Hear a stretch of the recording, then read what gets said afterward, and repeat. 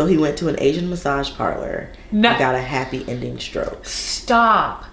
Hey guys, welcome back to another episode of 2 Cents with me and Tori. If you are new, welcome, first of all. And second, if you're not sure what this video is, it's kind of just where we give our advice and read some stories. We also spill some tea, talk about life, talk about drama. I do have here on the screen all the instructions, and it's also in the description box if you want to participate. I also have timestamps in the description box, so if you don't want to watch the video in its entirety, we have story titles and everything listed below so that you can just skip around. We're happy to have you. Please go follow us on TikTok and Instagram and all the things. Tori's a makeup artist if you're new, so she's got a lot of makeup content.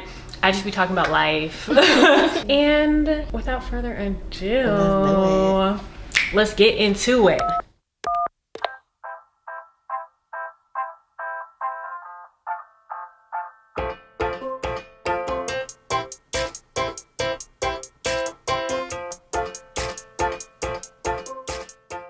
Oh, hello, mountains and valleys.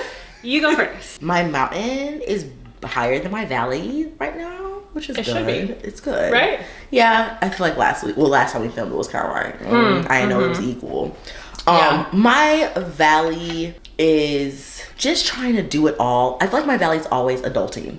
It's like adulting. It's just in a different way. It's just like, again, appointments, like doctor's appointments, finances, trying to find a way to do it all with business. So that's still kind of a valley, but it's like one of those valleys that's just like constant valley. It's a constant valley. Yeah. And it's never gonna change. It's just like how deep it is at the time. Right. So right now it's shallow. It's good. Same. It's shallow. Oh, yours is shallow. Mine's deep. It's deep? Mine's okay. deep. It's deep. My mountain hill is that I got my hair done. I feel like last time I did not like my hair. And it was making my valley deeper. No, I feel that, and like the hair, just everything, like your hair, your makeup, your skin, however like it's going really affects the energy. Yes. And like with your hair before, with the red, you were all right. Like you were still living life and being like funny and cute how you are, but like the energy was different. And that as soon as you got this hair, the energy was like, she's like back. Beaming. Yeah, because you like it. Yeah. So shout out to my hairstylist made by Matthew. If you're in Dallas, go to him. He's the GOAT.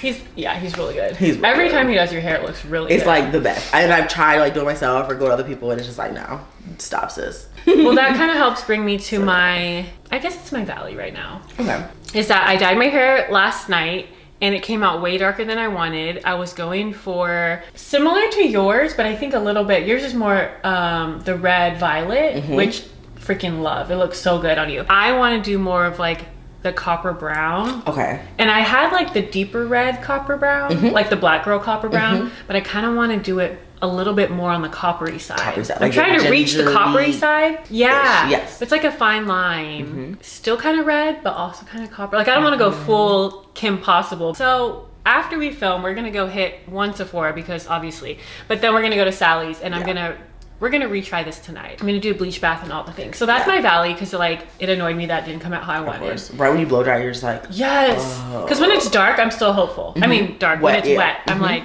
okay. And then it started to dry, and then I blow dried it a little bit just to like. And I was like, this is what I wanted.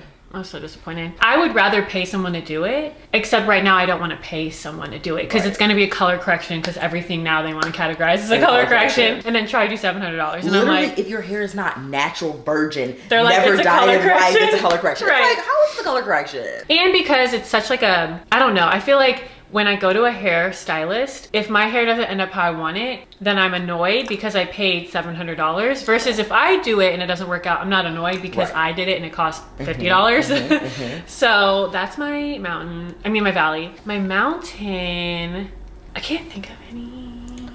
We're about to go to Sephora. I would say, yeah, this is like such a small mountain. Like she's a hill. But my small hill right now is I just switched to like really good Korean skincare. And it is changing my whole entire life. And I love it. I saw your video with the snail stuff. The snail stuff is good. The new sunscreen I got is like, even without makeup, I'm just like, no one can tell me shit. Really? Like yes. It's like glow? It's like the glass skin. It gives you glass skin. And I just be in the mirror like, Who needs makeup? Not me. Going in. Okay. Yes, it's helping me a lot. So you would definitely say Snell Mucin, I need to like add it. Because I've been looking at it for a while. It's just this like so weird texture. Do you know what it actually is? What is it? It's literally snail secretion. Yeah, it's like the stuff that's all around their bodies. Yeah. But they make it smell good. But luckily there's no scent at all. Oh. If it had like a scent, people would probably be put off because of the fact that it's snail plus it smells weird. Right. But there's just no scent. Oh, okay. So I'm like, okay. Is it Ulta? I don't know. I ordered it from, you can get it from Ulta, I think, but they upcharge it a lot. Got it. So I got it from Yes Style. Okay. Along with all my other Korean skincare, but it took like 6 weeks to freaking get here, bitch. I was waiting. I was like I was tracking it every day, like on the edge of my seat, like where is it?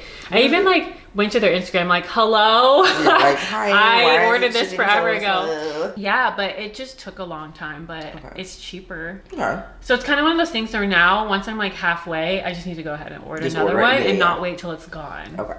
Type of thing. That's like my little hill. If you feel like that about something, that's a good product. Yes, and it's like, it's my little hill because, you know, when like, obviously still don't love the braces, still hate them, freaking bane of my existence. I hate it. Yeah, I'm speaking better, but I hate it. And then my hair is like going through its thing right now, me trying to figure out what I like with my hair. So having my skin on point is really just, it's doing something for me, you know? Good. But there is something serious we need to talk about. You already know. Are we on the same page or are we different pages? We're talking about Vanderpump. I was talking about Love is Blind reunion. Love is Blind. There's so much. Okay, let's talk about LIB first. Yeah, because it came out first. Because Vanderpump, honestly, like we can just like table it because like it's right at like, you know, when you're going up. Shit hasn't hit. And it's like right when you're going up a roller coaster, like it's not to the top yet. Yeah. So we're just it's building. So but Love is Blind reunion. Okay.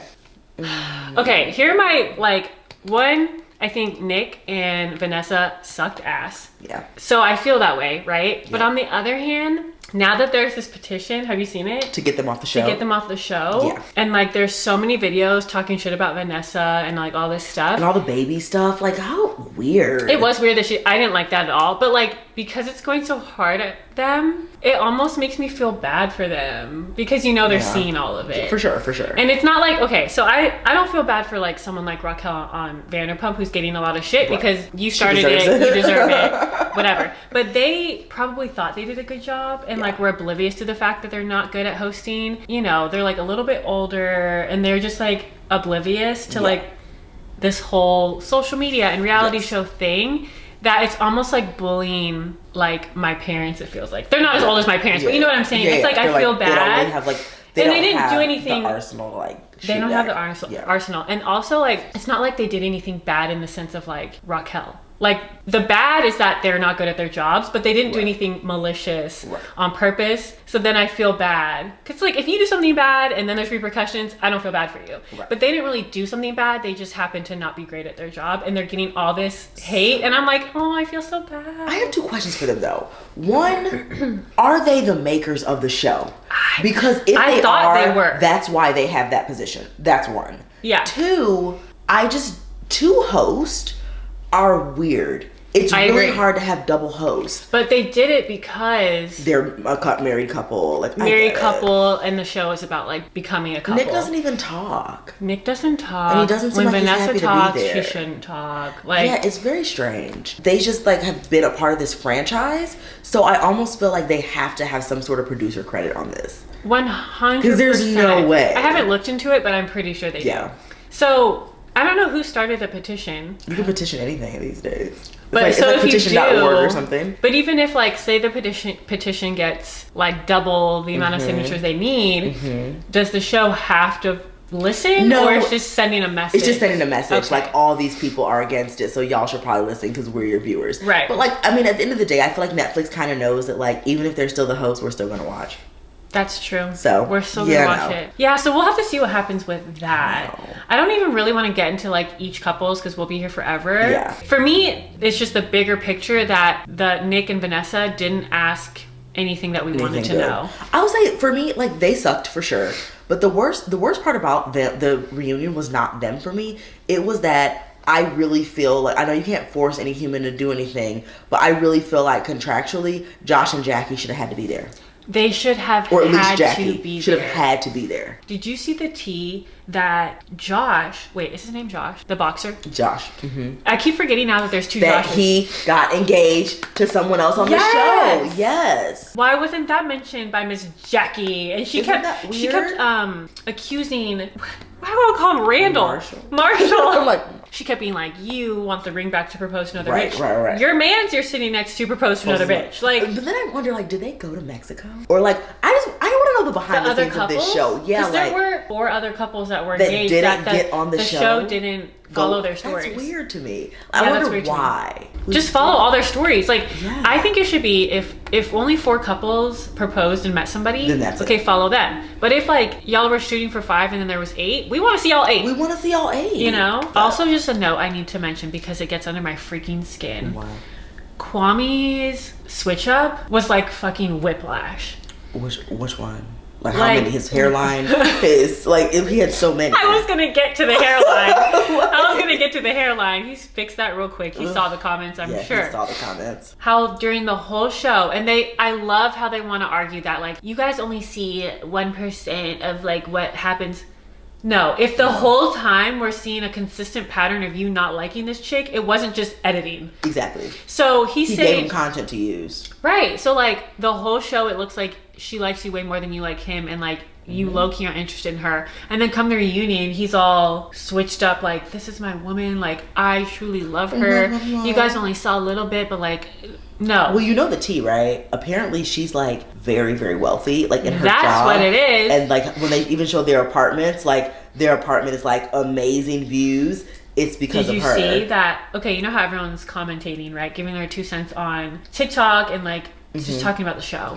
Someone had made a video about Kwame's, 1, his behavior on the show, 2, he specifically wanted a bunny. Like he was not going to go on this show No. and find a black girl or a Hispanic girl. Like he wanted That's a why he snow wanted bunny. to change his name. Yes. Then 3rd, how he made a comment about wanting to go 50-50 on bills. Oh, I saw this. Did you see that he commented back? Yes. And the funny thing is, in the cut, the thing I was telling you about, you gotta watch this. They, her and him talked about going 50-50. And she was like, I go for my man. I'm 50-50 on everything with him. Da-da-da-da. They don't know our relationship, Chelsea babe. would pay for him. Literally. She would she's pay probably 80-20. It's probably 80-20. For sure. I think the switch up was when he realized what she can do for him. He definitely strikes me as someone who may have other dreams, but like do corporate. Because remember, he was a soccer player. Yeah. So he's doing corporate because he has to, but he doesn't want to. Right. So he may see like, okay, this lady can enable me to not do this like, desk job that I don't want to do. You know, if Chelsea's like, if Kwame said,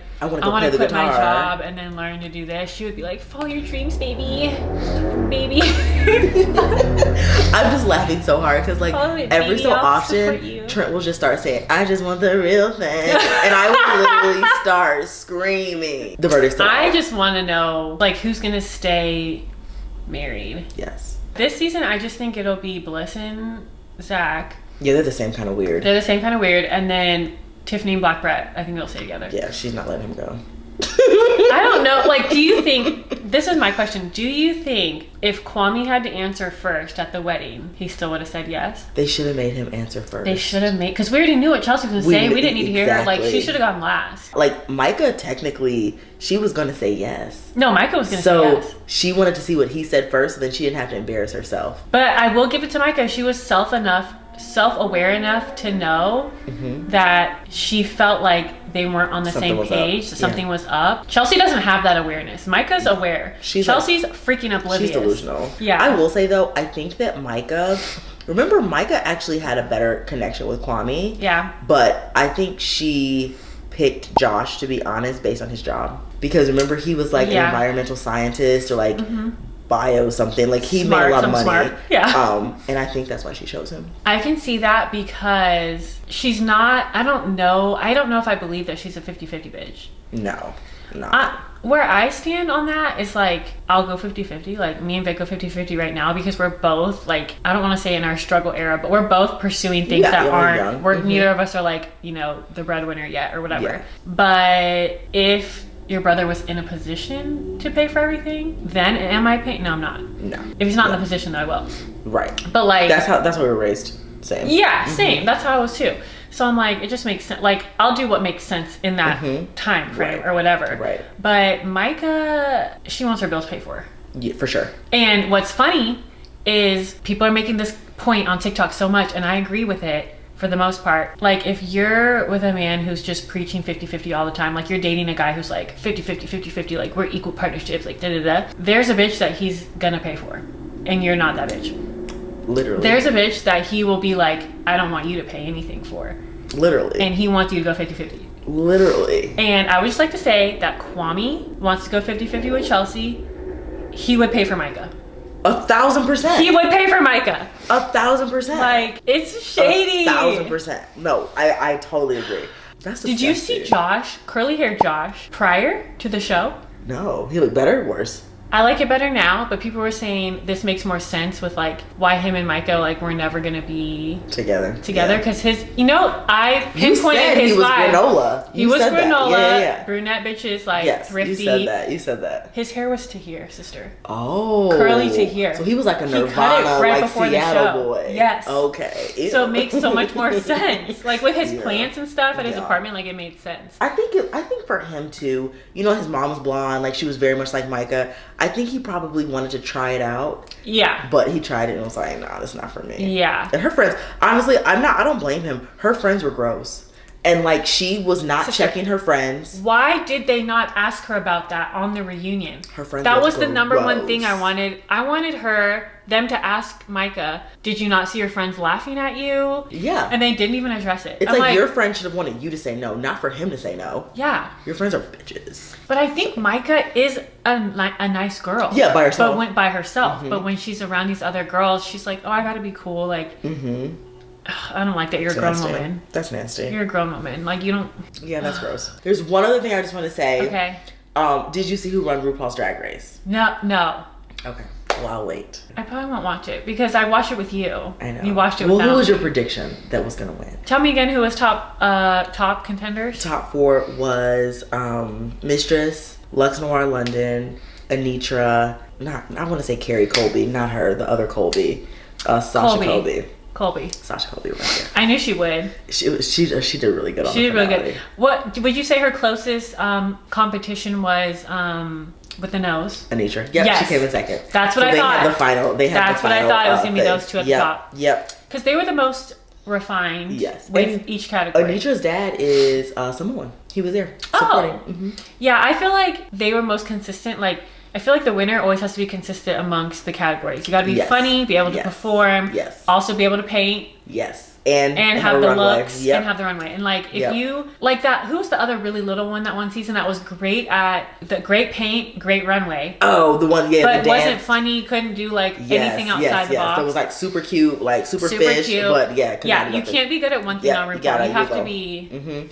or like if you're not like that great at it, you have to surprise the judges. Like you gotta bring something out. You're like, oh my, I didn't even know I could act, or I didn't even know I was funny. Yeah, she was bad. I agree, because she could dance to that little one.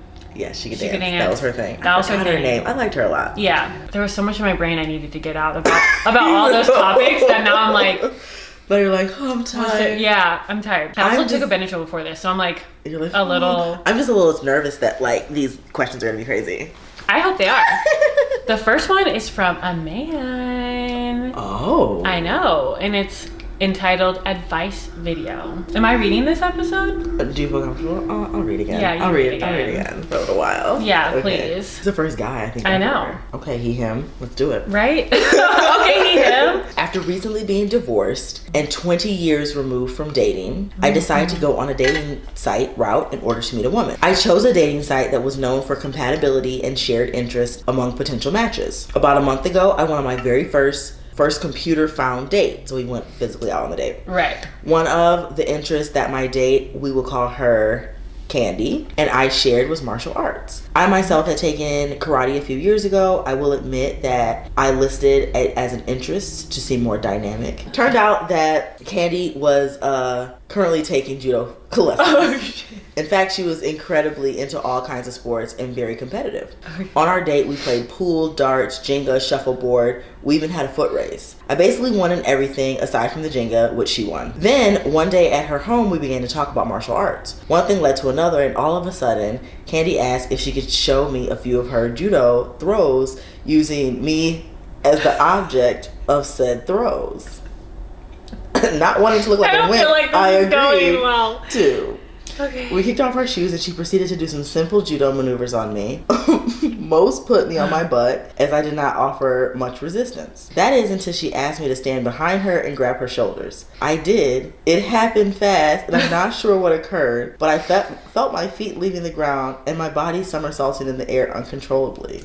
I ended up flat on my back staring up at Candy, who was looking down at me, my right arm still in her grasp. All of a sudden, a pain shot up my spine, my toes, my fingers went all tingly.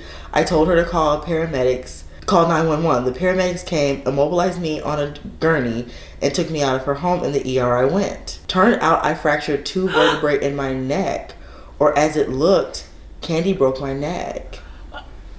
I'll be okay eventually, but now I'm in a hard neck brace for 2 months. Stop. Oh my god. So with all that having happened, should I continue dating Candy or end it? Simple as that. Sincerely, Anonymous. Okay, can we call that a meet cute or no? What's a meet cute? Is that what it's called?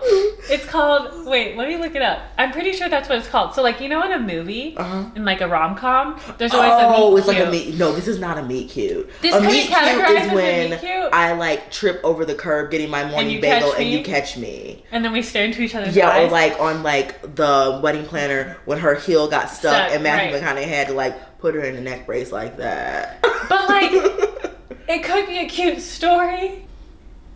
Would you not date Candy anymore? I would not date Candy anymore. I feel like Candy didn't intentionally hurt him.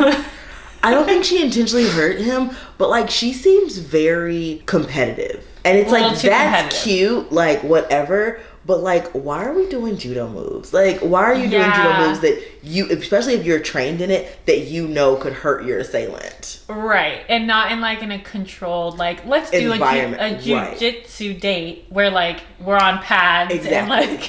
And like I have on an actual like head covering, like there's a teacher. She could have like killed this man. Honestly, if she broke your, like you could have been paralyzed by your date. That is a little, you know what? For me. To me, it's not the incident that took place that would make me say don't date her anymore. It's the fact that y'all seem to have different, like, I don't want to say energy levels, but like levels of that. Yes. You know what I mean? Like, she seems more, it's almost like it's giving me Along Came Polly. Yeah, like a foot race? Ew. It's giving me Along Came Polly where like Jennifer Aniston was like a daredevil and wanted to do all these crazy things, and then what's his, I know you're never Ben Stiller? Yeah. Ben Stiller's like, you know, a safe guy who doesn't like take risks. He's like risk management. Yeah, it's giving me that where I think in the movie they did work out though. Yeah, because he was obsessed with her. He was, yeah. But this is a little much. And I will say, I'll just say, caveat to this, if the tables were turned and it was like a man doing this to a woman, and she like that's ended up in a that's neck like brace. Abuse. Literally. It's like, oh, I went on a date with someone, and the first time I went to their house, I got abused. And it's also like, if you're going on a date with somebody, it's one thing to be competitive and like putt-putt. Right. Because it's also like a playful competitive, like shit talking in a cutesy, funny, flirty way. You get a kiss. Yeah, but it's not like truly competitive. Right. Because like, why are you trying to compete with the person you're on a date? This isn't your sibling. So okay, like you're trying to make like a love or romantic connection with somebody, and you're like throwing them over your shoulder. And then it's like, it's so weird to me because like he said on the first date, it was like a foot race, Jenga, and then they did like 4 other things that were all competitive. And then the first time you go to her house, like, she's throwing you around. Like, that's it's giving me, like, that the chemistry's not there. Right. Because also, like, when it comes to dating and, like, activities, so, like, putt-putt, bowling, jiu-jitsu, karate, or whatever, the way that there's a cute way to do all of that, and you can use it as an opportunity. Like, she could have been like, ooh, let's do, like, let me show you these moves. And it's just to be, like, touching. Right. And, like, be, like, funny. And, like, that could even turn quite sexual if you wanted it to. Right. But the fact that it didn't go this way, it went this way. Yeah, she broke your neck. Just tells me, like, not compatible. So I guess our conclusion is, like, maybe you shouldn't continue dating Candy. Cut it. Go ahead and cut it. I think you need to find someone that's just more what you're looking for. It doesn't sound like she's what you're looking for. He just wants to maybe just go get some dinner. Yeah. And chat. Yeah. Thank you, broke neck guy. And oh my God, I feel so bad for him. I hope she helped pay for some of them freaking medical bills. Okay, the next one is Tea Honey, and ironically it is called The Tea ... Oh, this is a long one. Ooh. Yeah. I love a specific title, but I also do love a vague title because then I have no clue where it's going. We go in blind. Hey love, I love watching your hey.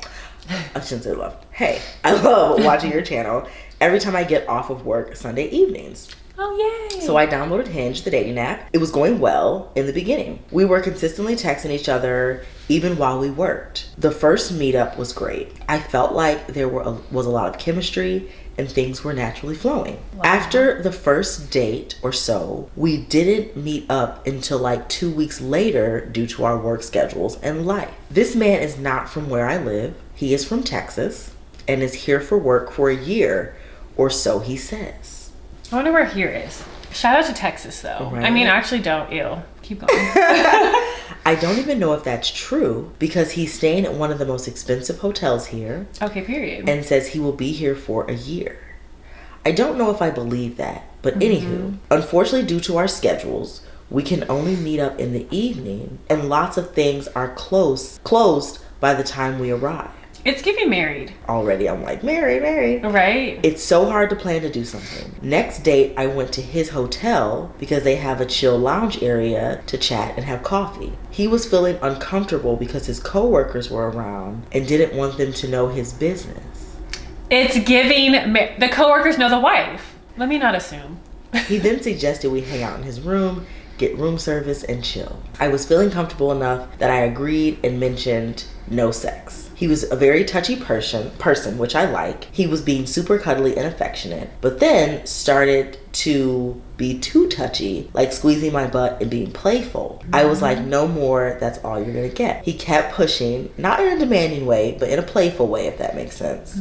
Soon enough, clothes were coming off, and after an hour of his convincing, I was like, okay, he wants to see my body as long as my bra and undies stay on. Don't fall for it, girl. Don't do it, reconsider. I didn't want to sleep with him that night, and it did happen.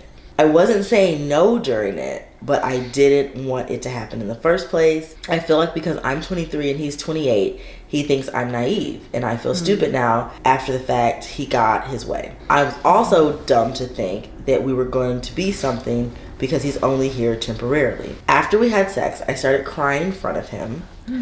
It was embarrassing. I was feeling so guilty because this is not like me and I didn't want to give it up that quickly. He was very convincing that, oh, this doesn't change anything and that he doesn't look at me differently. By the way, the guy, he is Persian, and I think he's smart with his words and such. I also want to say that he knows a lot about me because I talk and overshare, which is a problem because I feel like he took that knowledge and used it against me. That night, we had a serious conversation about what I was looking for, which I also effed myself over because I said I was unsure and didn't want any expectations. More like going with the flow. But knowing in my head that this is going to be a temporary situation and he'll be going back home. He said that if this did get serious, he would put the effort to see me, fly out, travel with me, but I don't want to go long distance or travel often. He also said he has 2 rules. 1, if I go on a date, to let him know. And 2, if I sleep with someone, let him know, which he would walk out. I said, okay, same applies to you. Giving me that ick. I noticed the texts were becoming unresponsive, taking hours to respond. It became difficult to plan. This caused me to bring it up to him that his communication was lacking and why hadn't we seen each other? I felt like I was not going to wait around for a response. When I make him wait, he gets annoyed and pissed off. I had already given him my warning. Again, he likes to seem to hang out at 8 p.m. or later, which I started getting annoyed because I was feeling like a booty call. I would like to hang out with him if I'm off earlier, but when I try, I get no response. If I continue, I get brushed off.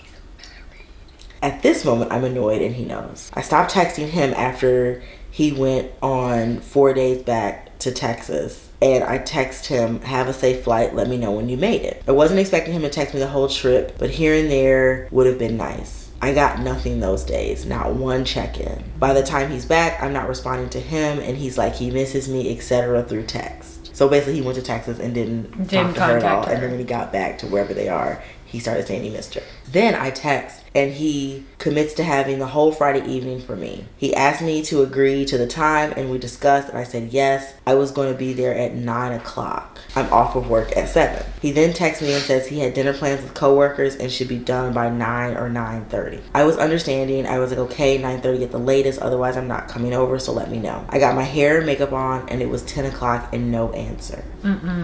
It was 10:30, and he said he was drunk, which I think was a lie, probably on a date. He likes being all cute and such. I sent him a paragraph about how I'm ending this. This is not going to work because of his communication and lack of effort. His response irked me. All he said is, I'm not going to read that. Oh, because it was like too long? Yeah, he's like, I'm not going to read that. It was like paragraphs. He's giving me so much ick. A couple of days went by and he didn't acknowledge his actions and just sent me a picture of us together.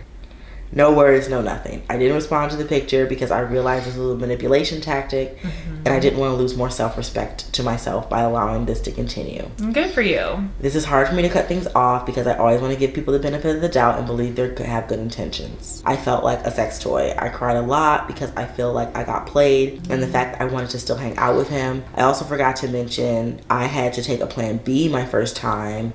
And he was like, if you don't take it, it wasn't his problem because he doesn't want kids. And was even like, he would change his name and move to a different country, etc. He's gross. And because everything was closed when this happened, I had to go buy it the next day. I was offered to sleep over, but I had anxiety sleeping over in new places. My plan was to get my money back because he said he was going to pay me back. I was going to see him just to get that, but I didn't. So that pisses me off more that I paid for it and he won. I feel disgusted with myself and I struggle to have faith in meeting someone good. I also think this triggered me because I was in a 3-year relationship with a toxic, narcissistic boyfriend that made me feel used and unworthy. I feel like I don't have any respect for myself and I'm getting these type of toxic boys. I need some advice for my next date if I ever did decide to go back on Hinge because at this point I've deleted it. So there's a lot to unpack here. Okay, first of all, he's disgusting. He's a narcissist and a manipulator. Yes. And probably married because all of the patterns lead to married or in a serious relationship where he can only talk to you certain times and it's like at night, probably when he's told his wife or girlfriend like, oh, we're calling it a night, like da-da-da. Him not wanting his coworkers to see you, that's also giving like they know he's in a relationship or has a wife or a girlfriend or whatever. So good for you for cutting it off. I would say honestly, Tori can give you the best advice in this because when it comes to dating, she's, you know, read and wrote the books on like on like the boundaries you put in place, like the rules, like you allow this and you don't allow this. And you saying like you're triggered to like not want to meet someone new or like thinking everyone you're gonna meet is gonna be like that. The way that you make sure that doesn't happen or you don't get invested in like another guy like that is how she approaches dating. So school them, please. Okay, so I just need to write a book about this one day. I know. Like, what are your main rules? I'll just give you the top 3. Okay. First things first. How many are there? It's a lot. It's probably like 25. But or like the most important ones. Let's just talk about the first meetup when you meet someone on a dating app. You text first, you must get their phone number, and you must have a FaceTime date with them before you go out with them. Meet them in person. Anywhere in person, physically. This does not necessarily happen within days. It could happen for a week, 2 weeks, whatever. But you will gauge in that text message, phone, and FaceTime if this person is even available. Right. If a guy cannot FaceTime you, he is probably in a relationship. Yeah. He is probably married and sitting next to his wife on the couch and texting, but cannot FaceTime because she would kill him. Right. And then you have to, these things have to be strict. You can't say like, oh, well, I think he just didn't have time, so I'm still going to go meet up with him. If there's no FaceTime, there's no meetup. Cut him off. So then you're done before it even goes. Okay, then. Next thing. First date must be on your turf. You are not driving more than 10 miles away from yourself. Now, that is even different. You know, we're in a bigger state. But if you're in New York, you're not going more than 10 blocks. Right. Okay? It's all relative. Yeah. He must come to your side of town. If it's a meet in the middle, if it's a, oh, come to me, if it's a whatever, it's a no. Done. You're not picking him up. You're not meeting him like you're not getting picked at up. His place. No. Yeah. This ensures that you're on your side of town. It's a safety thing, and It's so that you don't end up back at someone's hotel room or apartment because you're not on their side of town. Yeah. Also, I personally do not feel like you should pay for the date. There's different theories on that. You should always have enough money to pay for your own dates if something happened. But if he pulls the I don't have my wallet card, or oh, we're going half on this, or split the check, you know the type of person he is. He's done. He's done. He's not interested in dating you. Seriously. Straight up, like just in general, if you are going on a date, a first date, I'm not talking second, third, fourth, fifth, sixth date. The first date, the man should pay for, period. I don't care. Even if you're a 50-50 type of bitch, like say you were living with a man and you don't mind going 50-50, okay, that's cool. I don't care. First date, he's paying. Period. He's not saying 50-50. If he says, let's go 50-50 on the first date, run for the hills. He's the type of man that's gonna, like, when y'all start dating long term and like things, the lines are more blurred of like, oh, we go out so much that like sometimes I pay, sometimes he pays. You're gonna end up with a man who like keeps track of that shit and it's like, well, last time I paid, so you should pay this time. Or like, oh, we went and did this picnic and like I got all the groceries, so it was 75. Can you like send me half? Yeah. Like, no. Then I'll just say my last rule, which this is probably the most controversial. This is just overarching kind of situation. Like this is not, determined first, second, third date, but you should not by any means sleep with this person until his intentions and the way he feels about you is known. Yes. And it's not just verbally, it's with actions. It is with like his words, his actions, the feeling, everything. If you don't know how he acts in different situations, it's too soon. If you don't know his whole background, like, is he married? Does he have children? Like, who are his friends? Like, or whatever. Like, just anything deeper into his life, it's a no. If you don't feel like he's reliable and consistent, those are two big things. If he's not reliable or consistent, if you don't feel like if you didn't text him for 2 weeks, he's gonna text you in those 2 weeks. I'm crazy. If he doesn't text you every day, it's a no for me. Yeah, if he hasn't proved to be consistent, basically. Yes. Don't sleep with that man. Nope. I know when you're in the moment and you're just like, you're downstairs in the hotel having drinks and then you're like, oh, we want to keep talking, let's go upstairs. Don't do that. But also it's a huge red flag, which again, probably in the moment, it's like so many thoughts and feelings going on that you don't think about it. But if you set a boundary, you kind of were like, okay, no more. Like if he doesn't immediately pick up on, okay, she just told me to back off a little, and he continues, even if it wasn't aggressive, like you said, it wasn't like, a bad situation like that where it was like, I'm in danger, like kind of red flag. But even if he continues doing something that you just told him to please stop doing, that's a red flag. That's a red flag. I think as women, I don't know, it's just, it's woman to woman and situation to situation,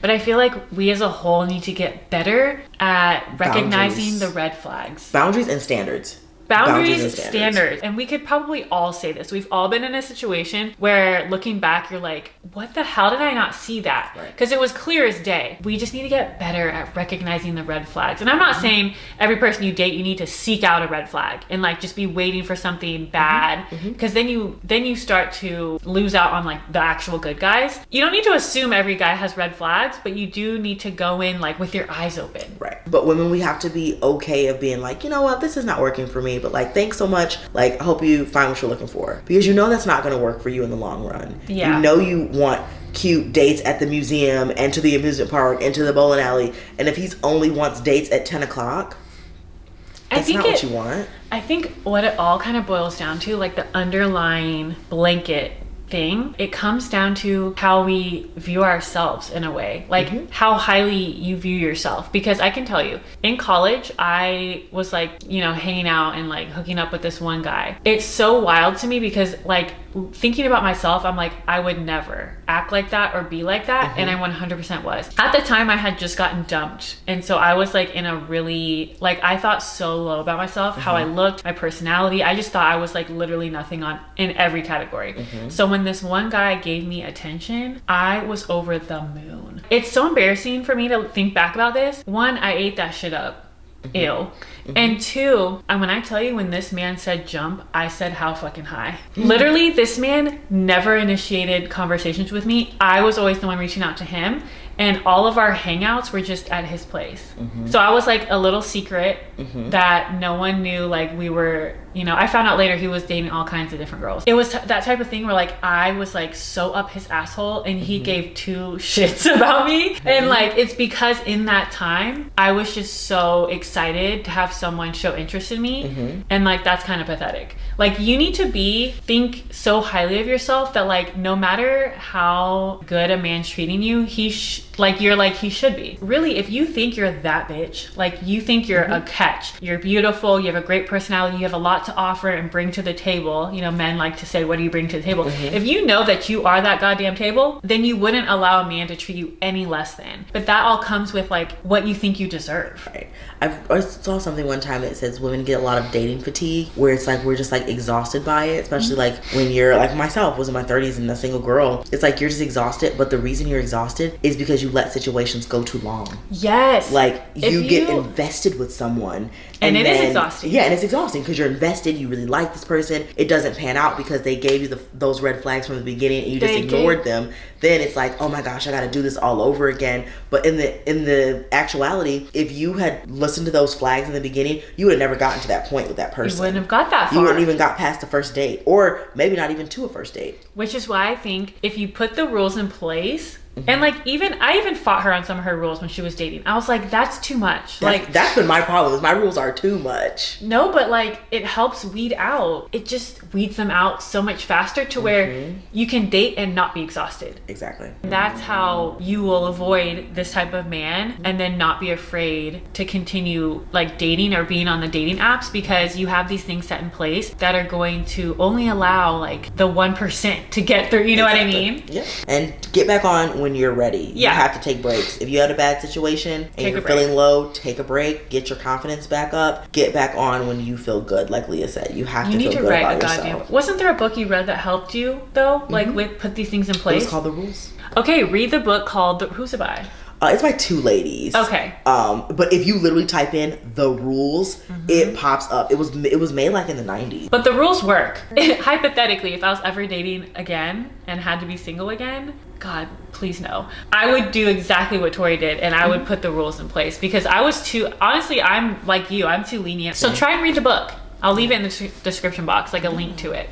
Okay, so the next one is titled Just a Hot Mess. LOL, horrible at titles. No, I loved it. This is low-key long and has multiple components, so grab y'all's tea or tequila. LOL. Girl. We got it, girl. We ready. My husband and I have been married for 6 years and just had a son in December. Congrats. Just some background info on us. We went to a high school together, but he was 2 grades older than me. We never spoken a word to each other in high school and didn't actually meet until circa 2011, 2012, when we were both in college and worked at the same retail store. How cool. We'd hung out a few times back then and hooked up, and then I moved out of state and we didn't speak for a few years. In 2016, he was in from out of town visiting, so he hit me up. We connected and we've been together ever since. Oh, that's nice. However, his family never fully accepted our relationship. More so his sister and mom. Ooh. After a year of dating, we got married privately and didn't tell a soul. We hid it from everyone, then it eventually came out, and of course, his mom and sister continued to dislike me. Continue their dislike for me. When I say dislike, I mean dislike behind my back, but I've remained cordial and fake, but you can feel their energy and vibe is off. Okay, so they talk to her, but it's drama, like deep down. Like they play nice to her face. Yes. He told me that upon meeting me, his mom said, there's just something I don't like about her and I can't put my finger on it. Of course. It's always the moms. Like, my son is my king. Yes. Ugh. She denied it all. His sister, on the other hand, follows her mom, of course, because we were actually in the same grade in high school. She never had a problem with me back then. I was told that she doesn't like me because I should have asked for her permission to date her older brother. What the hell? We were never close friends in high school. Friend, sure, but not the type where we ran in the same clique or hung outside of school. Didn't keep in touch after high school, didn't have her number, nothing. So they weren't friends? They weren't friends. They just knew each other's name. Like, you would ask, like, your bestie, if you ended up dating, like, your bestie's sibling, like, yeah, maybe you would ask. You're not even friends. No, you're not even friends. Fast forward to now. They still have the same stank vibe around me, complain how I'm never around. Can you blame me? Wild part is, honestly, they claim to be these prim and proper Christians who amen for 3 hours on Sundays, but are so judgmental, disrespectful, and selfish every other day. I've done nothing but elevate my husband and didn't ask for anything but loyalty and respect. Not to sound cocky, but there is absolutely no reason to not like me. I know deep down inside they just want him to themselves. How do I deal? That's part 1. Part 2. We had a great marriage until about a few months ago. I had a rough pregnancy. I was sick the whole first trimester, and then at 26 weeks, I was admitted to the hospital with severe preeclampsia, had to stay in the hospital until I gave birth, which ended up being 30 weeks. Even though postpartum instructions were not to drive until 2 weeks post C-section, I wasn't going to leave my newborn in the NICU while my husband was at work, so I drove 30 minutes back and forth to the hospital to be with our baby. One day, my husband had a work event and got super drunk. When I got home, I saw a text on his phone from a random number saying, "Hi, I'm available now." No. I thought it might be the wrong number, but boy was I wrong. Long story short, he texted an escort for some head, but she ended up not being available. So he went to an Asian massage parlor and got a happy ending stroke. Stop. I didn't find all of this out until a few days later. Something was just not sitting right with me. I Googled that number and an escort service popped up. I flipped out on him at 2 a.m. and that's when I finally got the truth. We have since worked things out, have been raising our son together, but I still don't forgive him, and I feel like shit when I think about it. It was not just the act of cheating, but the fact that he can just lie and not tell me. I never would have thought my husband would cheat on me, let alone have with sex workers. But damn, was I really that naive to think I had a loyal one? I was never insecure, but I feel like I am now, and even more so after having a baby. I'm not a perfect wife, but I make sure that my husband is home and we're all well taken care of while he's working full time. She works full time too. Is it wrong to feel like I deserve better, a better husband, a better in-law family? Help. I love y'all's relationship and I can tell it's genuine. I appreciate y'all's ears. Bro, part 1 was chill. Part 2 took me for a loop. Right. I was like, oh, part 1 is cool. Yeah. I'm going to be able to talk about this easy. Holy shit. Okay, okay, let's start with part 1. That was the family issues. The family ish. So how to go about that. 1, I don't blame y'all for getting married and not telling anybody. Freaking imagine planning a wedding with them. Yes. That's like, that's on y'all. I always feel, this is always interesting to me. My dad has always told me that you don't marry somebody, you marry their family. Yeah. Which I think is true. Yeah. I will say, I think in-law relationships are just very, very intricate. Mm-hmm. It's literally saying, I do not know you, I've never known you. You have this pride and joy person, whether it's your son or daughter, brother or sister, whatever, that you love like more than anything in the world. And I'm gonna come in and become one of the most important people in their lives, and we're all supposed to get along. Yeah. So it's tough. It's tough. But I feel like it really just takes mature people that are just like, I want what's best for like this person, which is their, son, daughter, brother, sister, or whatever. And no matter what, as long as this person is nice to them and loves them, I'm going to accept this person into my life. Right. And it's like, yeah. If you're not naturally like besties, that's fine. That's fine. But like now they're in your family, so when you have family functions, you just be a normal, a respecting adult that's not and immature. That excuse of like I feel like there's just something about that person, that's not a valid excuse. Like Literally. I need facts. Like, did you see her say something mean to him? Did you see her punch him? Did she cheat on him? Like, give me hard facts. If you don't like somebody for no reason, it's probably a projection thing. Yes. Like, you're jealous of something. Because Yes. otherwise, there's no reason why you don't like the person if you haven't even gotten to know them. Well, I know just for myself, I like have a brother, right? He's my only brother. You cannot feel as if someone is taking your sibling away because at the end of the day, when they're married, they're supposed to be taken away. That's supposed to be their priority, right? Yeah. So you're not supposed to be that person's priority anymore, and you shouldn't be like your brother's priority. That's weird to me. So I just never understood that notion of like sisters that were like that. I feel like it's like a jealousy thing or like a weird relationship that's unhealthy, because you should not ever feel like your brother's being like taken away. And same with like the mother, like mom the moms, like my son is my king. Yes. They get so upset when their son finds a wife or whatever. It's like a manipulation thing. And they're taking him away. When they feel like they're being taken away, it's a manipulation thing of like, oh, I'm not going to be able to call my son at 2 a.m. and change my tire. Yeah. It's like stupid stuff like that. Or like maybe their son gives them money and like, you think they're not going to be come able in and to change their minds. Right. Well, so that in it's that wrong case, anyway. Exactly. Like you're taking advantage of the person, and now you're mad that you won't be able to do that to take anymore. advantage of it. Exactly. Like, that's what it really boils down gross. to. Yeah. So as far as your sister-in-law and your mother-in-law go, F them. Honestly, F them. I would respect them as much as you can. Like, if they're being respectful towards you, you just know that they don't like you. Okay, when you're, in person with them, y'all can all be respectful adults and whatever. You don't have to be besties. Mm-hmm. I wouldn't, like, do anything else other than that until, like, if they disrespected me, like, it's on and poppy. But until then, if it's just, like, ugly vibes, it sometimes is what it is. Yeah. I am the type of person where, like, if the vibes affect me that much, like, I'm not going to Christmas anymore. Right.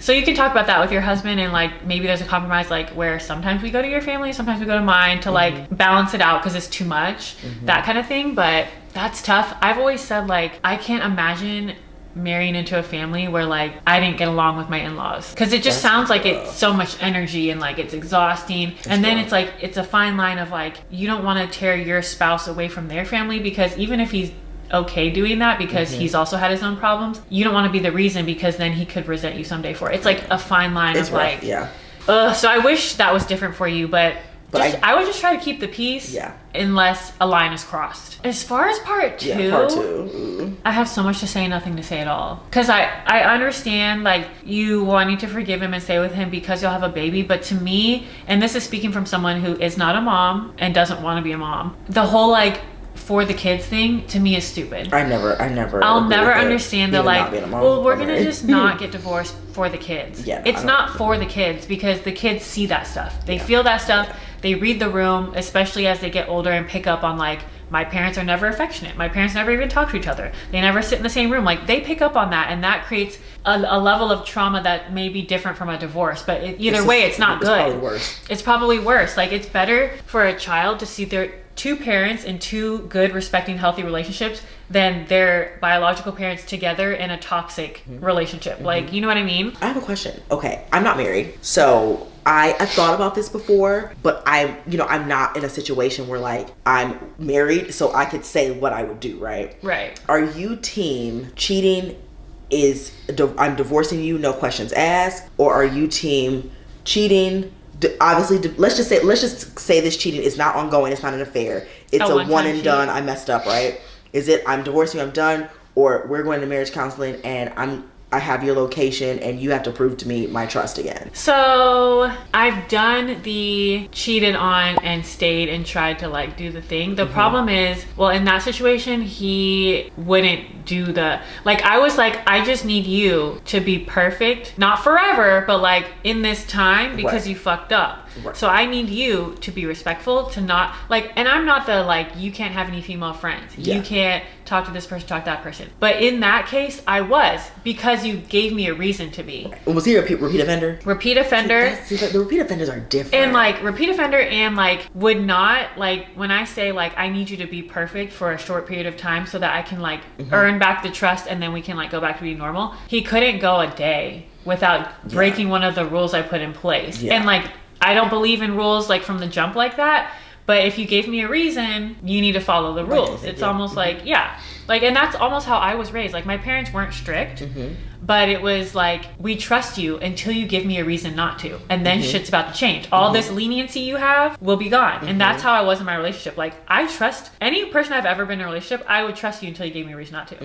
And then once you gave me a reason not to, then you got to play by my rules. Right. Okay, and then he wouldn't do that. So part of me wants to say, if you cheat one time, it's not ongoing and it was a mistake, that I would be like, we're getting divorced. But now that I'm married, I don't think that would be the case. However, it's not the going to marriage counseling and blah, blah, blah, and like, I need you to be perfect thing anymore. Which all those things would probably take place, like counseling, you need to prove, build the trust back up or whatever. For me, I'm a Scorpio. I don't forget or forgive. I learned through that last relationship, sticking around after the fact, that I'm not gonna be able to forget it. And now I'm getting anxiety when you are out of my sight for 3 seconds, because now I don't know what you're up to and all of that. For me, the deciding factor is if I can get past that. If it's on my mind all the time and now I don't trust you to go to the grocery store, the marriage can't continue. If it's a situation where for some reason I can get over it and I do get over it, then that's fine. Then we can move forward.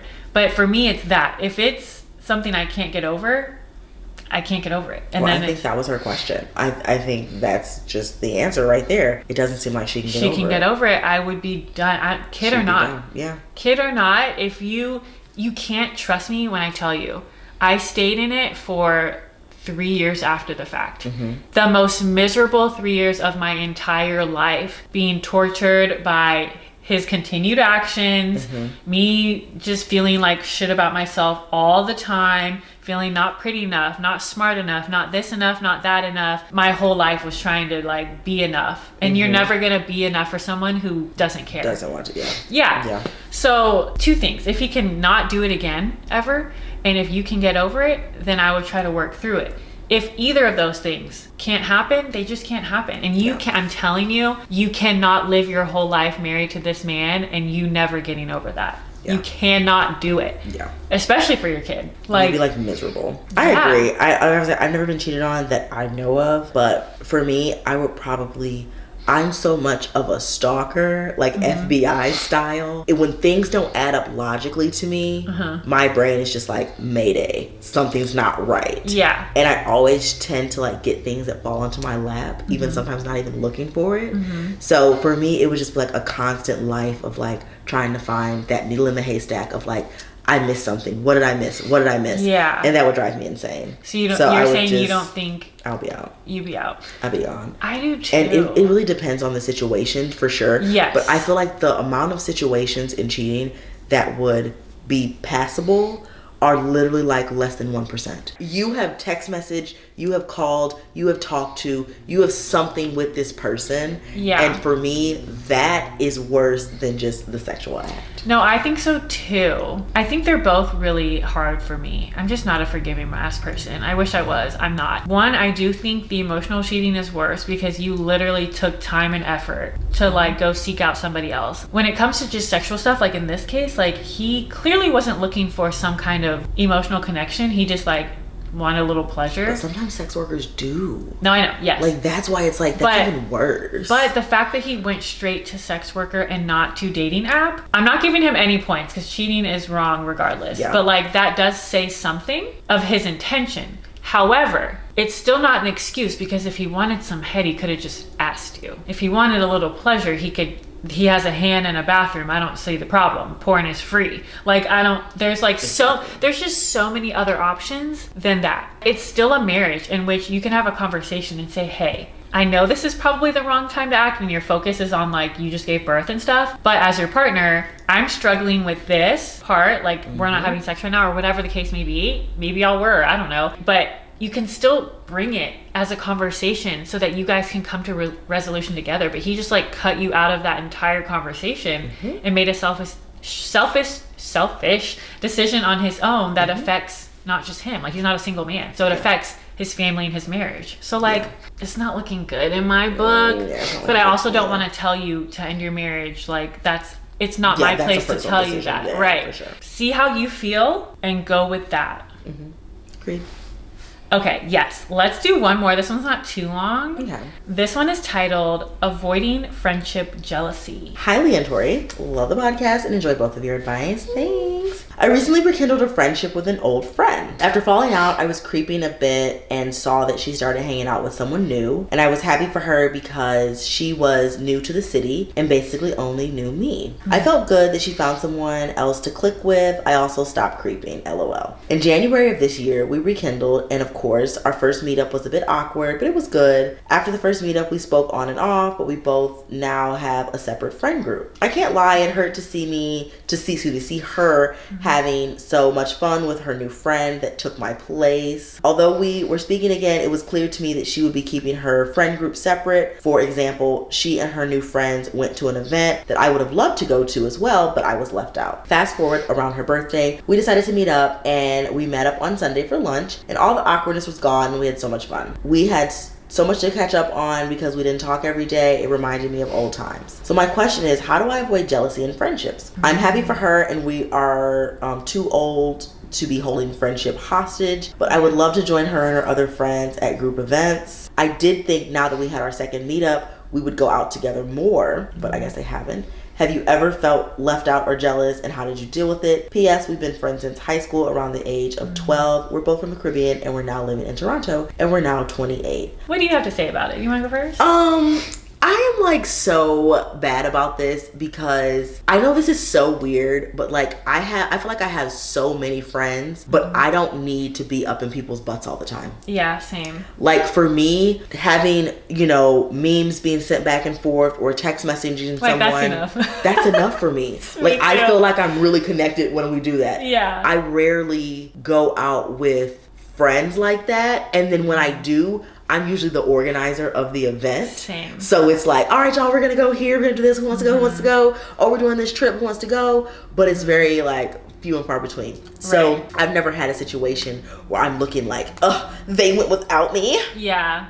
I don't really care. I think it's also plays into the part too that most of your like besties are in different cities. Yes. So like if they hang out with other people, you're like, well, yeah, like we're not in the same city. Yes. And same. So I'm trying to put my even when I was in LA, like I never get jealous of that. Like yeah. even when I was in a new city and I only had a couple of friends, if I saw that they went out and didn't invite me, like I didn't really care. I think in this situation, because you guys are rebuilding and did have a little bit of that separation, you almost have to respect that y'all have two different friend circles now for two reasons. One, you're growing up. Two, I think maybe all the togetherness made you have those little, you know, fights and stuff that weren't healthy because you were just only had each other. Yeah. And it was easy to have those little spats. So I feel like it's probably more healthy right now to kind of be separate and still have your meetups, but just kind of be those best friends that when you get together, it's like no time has passed. If it is like, let's say you like music festivals or something, I feel like it's okay to tell her like, hey girl, like the next time you go, like I'd actually love to go. Yeah. And just see what she says. She may say like, oh, like I just want to keep it separate, or she may be like, okay, cool. She may not know you want to go. Right. So yeah. That's a good point. Like, because it could be a situation where like she thinks that maybe you don't want to be besties with her her other besties. Right. And like she's trying to be respectful and keeping it separate. Right. So I would try that. Like be like, if she's out doing something, like let's say you see on Instagram stories and she's out at brunch with friends, message and be like, oh my God, this looks so fun. Like next time y'all go to brunch, let me know. Like I'd love to come. Or you can plan something like a brunch and be like, hey girl, want to go to brunch? Like I'm planning it with some people. And if she's like, yeah, sure. You can just be like, you're welcome to invite your other friends. Right. And see if she brings her other friends. And then like we can conjoin the thing. But I will say, I'm just saying this just because this happened to me. I'm usually the friend that friends are fighting over, to be honest, because I'm the type of person, and it's not because of like I'm me. It probably is, but a lot of it is because I have friends from a lot of different facets of life. Yeah. So it's like you bring them all together, and it's like they all want your attention. Yeah. So I will say, if you are wanting to be integrated, when you get there, you gotta keep it cute. Yeah. You cannot be trying to fight for your friend's attention or trying to out-friend each other or let them know that you know more about her than they do. Yeah. Because then you have the ick and no one wants you around. I don't know if you've done that before, and that may be why you're not invited. I'm not sure. But if you are, you cannot get icky. You gotta just get to know everybody and just get integrated. Get to know her friends. Yes. That's tough. I'm really trying to like picture some of my friends and like if they're out and didn't invite me, I just simply don't care. No. But I'm trying. Yeah, it's a tough situation because it depends on the different personalities. I would just dip your toe in the water, like she said, and just be like, oh, I'd love to come, or like invite them and see what happens. Take it on a test run and don't do a trip first. Yeah, don't start with something big like a trip. Start with like brunch. Yeah, stick your toe in and see if she's receptive to it. See if she's, and you have to be okay with if she wants to keep it separate. Because also and like find you some other people. As someone who, I'm not friends with these people anymore, but you know how you have friends that you know you can bring to anything. They know how to act in certain places. I have a few. And they'll get along with everybody. And then you have those friends that you know for a freaking fact find something wrong with everybody and hates everybody, so then you can't bring them. Yes, I have those too. I did have those. I don't have them anymore. But like I knew who I could bring those friends around because they're so judgmental. It could be a thing where her new friend group might be like that, and so maybe she wants to keep y'all separate because she knows that they won't like you or something, and she's trying to protect you. True. Like, so you just don't know. But yeah, again, just test it out. Friendships are hard to navigate, and they change as an adult. Yeah, they change as you get older. I think we're gonna call it for today. This was a juicy episode. It was pretty juicy. Like some of those took a turn. I was like, whoa. I never know where they're gonna go. Thank you guys so much for watching. We hope you enjoyed this episode. We had so much fun. We will see you guys in the next episode. Don't forget to subscribe, like, share. All those things help us out so much. Follow us on our socials. Don't forget to write in. Everything you need to know is in the description box. And we will see you guys in the next episode. Bye.